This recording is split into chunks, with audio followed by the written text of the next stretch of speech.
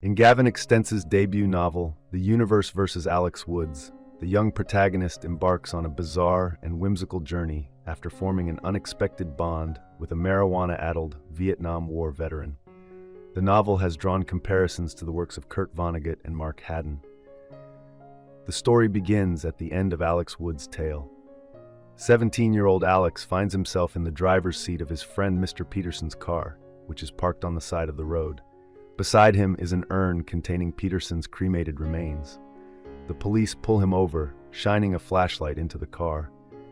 Initially panicked, Alex calms down by the time he's being interrogated at the station. He confesses to growing the 113 grams of marijuana found in the glove compartment.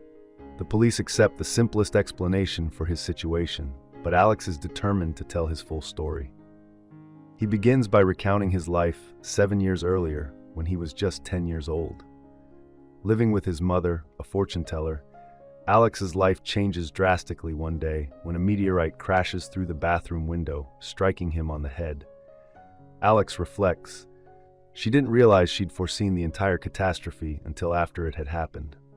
The meteorite injury leaves him with epilepsy and a large scar on his head, making him a local figure known as the boy who survived or the boy who lived. He sees the meteorite as the first defining moment of his life. The second comes when he is feeding ducks at a park. While reading Sky at Night magazine and tossing breadcrumbs, some bullies begin to harass him. Alex takes refuge in a shed while the bullies vent their anger on a nearby greenhouse. Fearing retaliation, Alex refuses to rat out the bullies, instead taking the fall for the damage to the greenhouse himself. The owner of the greenhouse turns out to be Mr. Peterson, the grumpy, pot-smoking Vietnam War veteran who forms an unexpected bond with Alex. When Alex first meets him, Mr. Peterson is a reclusive widower, rarely interacting with anyone besides his dog. As the story unfolds, Alex discovers that Mr. Peterson is suffering from a terminal neurological disorder. This marks the emergence of the central conflict. Mr. Peterson wants to take control of his own death and needs someone to help him end his life. With no other friends to turn to, he chooses Alex to be his accomplice in euthanasia.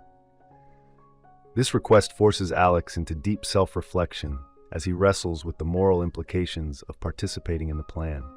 It also sparks the adventure that drives the narrative. The lens through which Alex grapples with his dilemma is heavily influenced by his favorite author, Kurt Vonnegut. Inspired by Vonnegut's works like Sirens of Titan, Cat's Cradle, and Breakfast of Champions, Alex starts a fan club called the Secular Church of Kurt Vonnegut, which attracts those interested in topics like morality, ecology, time travel, extraterrestrial life, and humanism. In a quirky twist, Mr. Peterson's dog is named Kurt, further tying Alex's journey to his literary idol.